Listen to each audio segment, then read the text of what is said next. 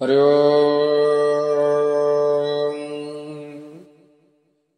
होई दंडायुध धर्मराज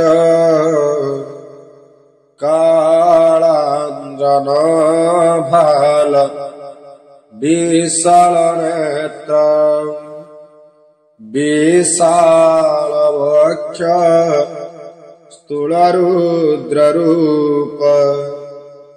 गृहाण पूजा भगवान् नमस्ते। गृहाण पूजा भगवान् नमस्ते। गृहाण पूजा भगवान् नमस्ते। बाटो सहायकता जयतु जय जनार्दन जयतु कमला रमण राधारमण वासुदेव खंडिले कंसा सुरगर्भ गोपते बढ़ी गोपपुरे जनमी कंस बंदी घरे अशेष महिमा तोहर के करिपारे ता गोचर नाही तोर आदि अंत तेणु तो बोलाहु अनंत सकल सृष्टि हर्ता कर्ता सकल जन सुखदाता सकल तोहर ही आन तो बिनु किछि नाही आन 33 कोटि देवगण तोठारे होइले जनम आज्ञा पाइन जे जार अधिकारी हेले सृष्टिर जमराजा जे सूर्यसुत समस्ते ताहार आयत मरण काले धरिणे निष्ठुर प्रहार करई ततला तेल चक्षु कर्णे ढाळयति क्रोधमने असती दरा चोरणी जाई शिमिली गछरे टांगई बिच्छा कंकड़ा नाग साप कामुड़ी दंती अनुक्षणे अशेष जंत्रणा दियाई कष्ट आउ कष्ट नहीं हेमंत देखी नारायण विचार कले मने मन जे व्रत जमर संतोष से व्रत करिव प्रकाश जम संतोष सबु भल नहिले जलंता अनल जमहर यशाभियान भाटो षाटी जार नाम व्रत को रचि वनमाली प्रकाश पाए मने भाली जहार महिमा अनंत ताकु कि यहा बलवंत हेमंत गला किछि दिन देखि विधाता विधिवान पाटली पुरे ब्राह्मण थिला जे कोई निर्धन जन्मिले तार 7 सूत समस्ते होइले निहत ब्राह्मण मनस्ताप पाई विष्णु को सेवा कले जाई तार सेवारे होई बस विष्णु मिलिले तार पास स्वप्ने कहन्ति दामोदर ब्राह्मण चिंता दूर कर कह तो पत्नी की तुरित आचर बाटो सा व्रत एथिरे संतोष जंतना करिबे तोहटारे दया माघ मासर कृष्ण पक्ष अटही ओषा मोक्ष खंड पूर्णिमा हेमगत तृतीय नव शपथ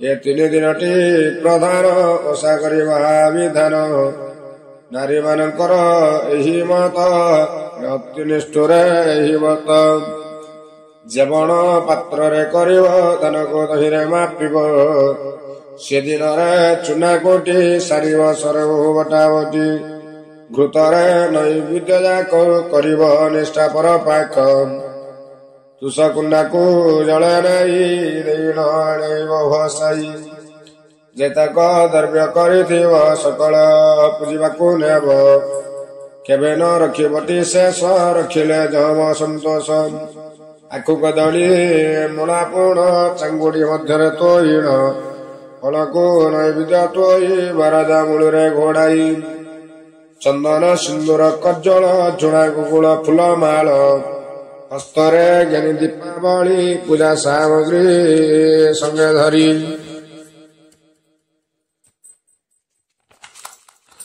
ଯମରାଜଙ୍କୁ ମନେ ଚିନ୍ତି ଚଳିବ ହୁଏ ଦୁଷ୍ଟମତି ମନସ୍ଥ ମଧ୍ୟରେ ପଶିବ ଯହୁଁ ସୁରମ୍ୟ ସ୍ଥାନ ହେବ ଆଗହୁଁ ସ୍ଥାନ ଲିପି ପଛି ଗର୍ତ୍ତ ଖୋଳି ନଥିବ ବାଛି ଫୁଲ ଚନ୍ଦନରେ ମଣ୍ଡିତ କଜଳ ସିନ୍ଦୁର ସହିତ ଗର୍ତ୍ତର ଚୌପାଶେ ନାରୀ ବସିବେ ସମସ୍ତ ଆବରି ସମସ୍ତ ଯେତକ ବିଧାନ କହିଲେ ସବୁ ନାରାୟଣ ସକଳ କଥା ଗଲେ କହି ବ୍ରାହ୍ମଣ ଉଠିଲା ଚିଆଇ ଭାରିଜା ଆଗରେ କହିଲା ଶୁଣି ସେ ଆନନ୍ଦ ହୋଇଲା ପଣ୍ଡୁ ପୂର୍ଣ୍ଣିମା 3 ଦିନେ ବ୍ରାହ୍ମଣୀ ହର୍ଷିତ ମନେ ସୁତାଜା କାଟି ରଖିଥିଲା ଅତି ସମୀପେ ନେଇ ଦେଲା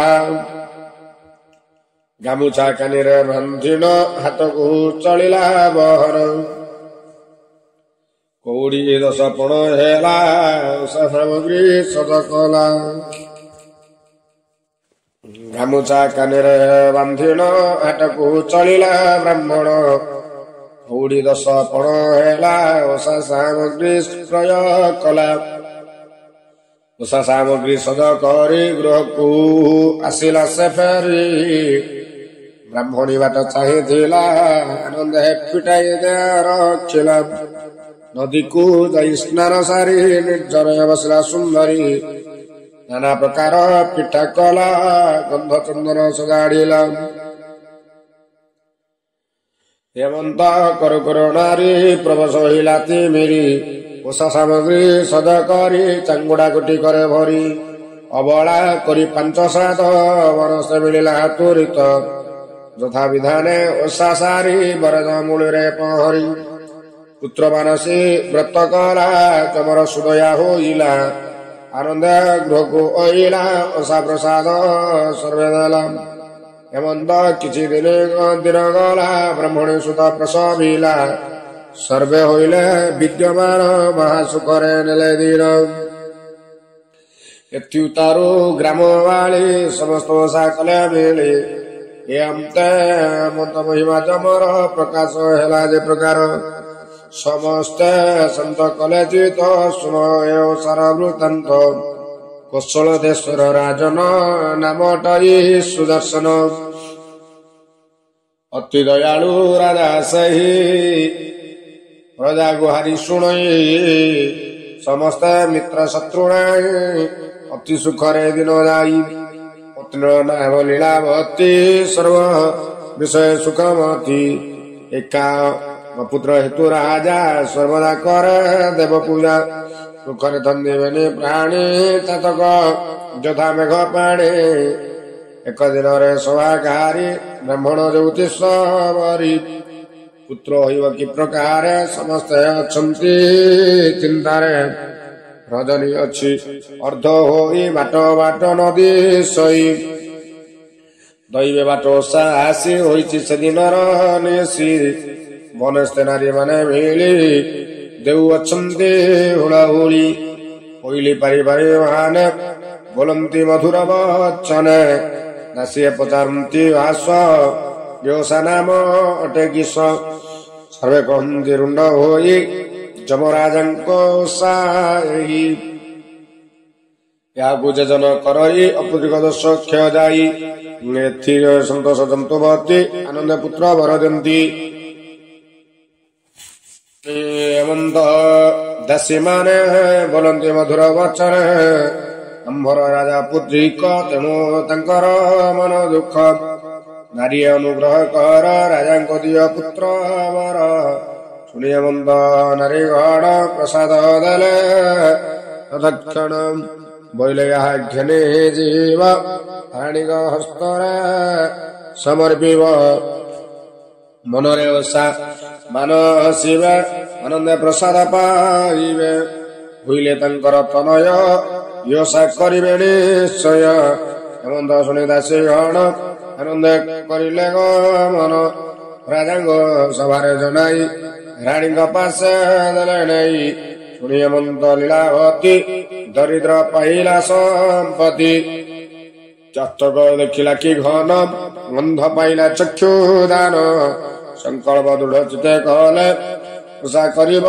ପୁତ୍ର ହେଲେ ପ୍ରସାଦ ପାଇ ଦୁଷ୍ଟ ଚିତ୍ତେ ହେମନ୍ତ ଗଲା ଦିନ କେତେ ରାଣୀଙ୍କ ଗର୍ଭ ସଞ୍ଚରିଲା ଚନ୍ଦ୍ରମା ପ୍ରାୟ ବଢିଲା ଶରୀର ହୋଇଲା ବିବର୍ଣ୍ଣ ଧେଉ ଉଠଇ ଘନ ଘନ ଉତ୍ତୁଲ ହେଲା ସିଂହ ଗଟି କସିଲା କୋଷା ପିନ୍ଧା ଶାଢୀ ଭାରି ହୋଇଲା ଅଳଙ୍କାର ଆହାରେ ଜନ୍ମିଲା ବିକାର ସୁପାତି ସେଜ ତ୍ୟାଗ କରି ଶୋଇଲେ ଧରଣୀ ଉପରି ଏମନ୍ତି ଯେତକ ଲକ୍ଷଣ ସକଳ ହୋଇଲା ପୁରାଣ କର୍ମେ 10 ମାସ ହୋଇଲା ରାଣୀ ଯେ ପୁତ୍ର ପ୍ରସବିଲା ରାଜା ନନ୍ଦ କଥା ଶୁଣି ନନ୍ଦ ଘରେ ବେଣୁ ପାଣି ହୋଇଲା ଆଟ ଉଟ ଝୁର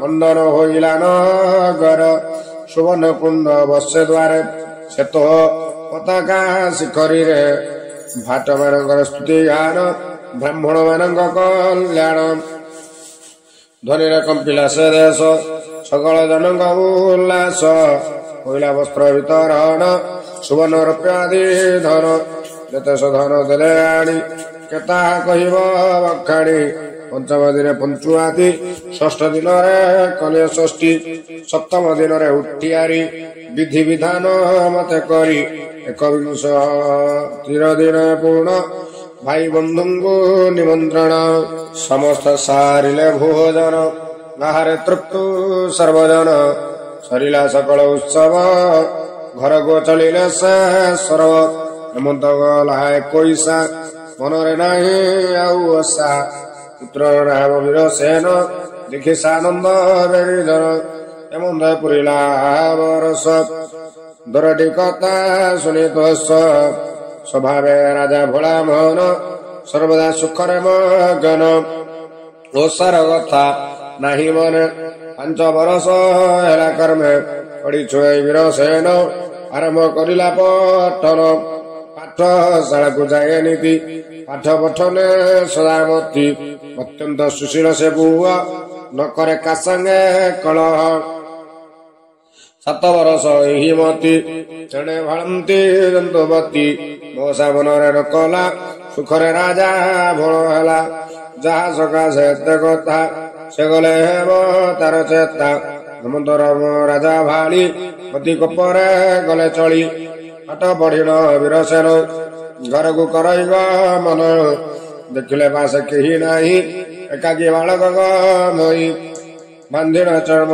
ଦଉଡ଼ିରେ ଘରକୁ ଘେନି ଗଲେ କରେ ମାକୁ କହିଲେ ସନ ଆଣିଛି ଅପୂର୍ବ ଭୋଜନ ଯାହାକୁ କର ତୁରନ୍ଧନ ଖାଇଲେ ତୋଷ ହେବ ମନ ମା ବୋଇଲେ ଯମ ଭଣୀ କି କର୍ମ କଲୁ କାହିଁ ଆଣି କାହାରେ କଇର ବଳା କେମନ୍ତେ ତୋଷ ତ ବଳିଲା ଯମଙ୍କ ଘରେ ଏହି କାଳେ ଅତିଥି ଏକ ପ୍ରବେଶିଲେ ତାଙ୍କୁ ଦେଖି ବାଳକକୁ ନେଇ ଗମ୍ଭୀର ଭିତରେ ଲୁଚାଇ ମାତାଙ୍କୁ ବୋଇଲେ ଯମରାଜ ସତ୍ୱର କର ରନ୍ଧା କାର୍ଯ୍ୟ କଦଳୀ ବାଡ଼ିରେ ପ୍ରଚୁର ଆଣ ତିଅଣ ବେଗେ କର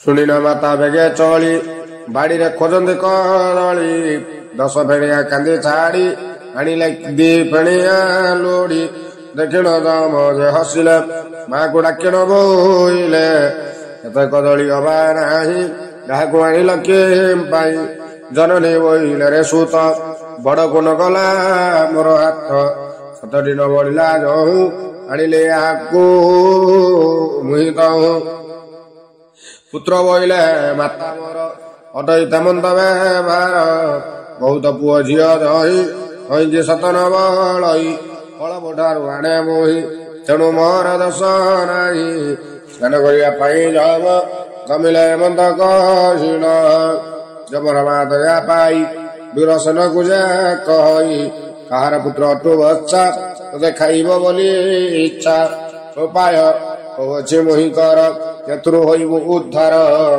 ଆଠି ଦିଗ ନ ଘେରି ଯାଅ ପୂଜା କରିବା ବେଳେ ପୁଅ ପୁରାଇ ଛିଙ୍କିବୁ ନାକର ବୋଲି ବିହୁଅ ଯମର ଆସଣି ପୁର କାଇବ ତତେ ନେଇଣ ଛାଡ଼ିଦେବ।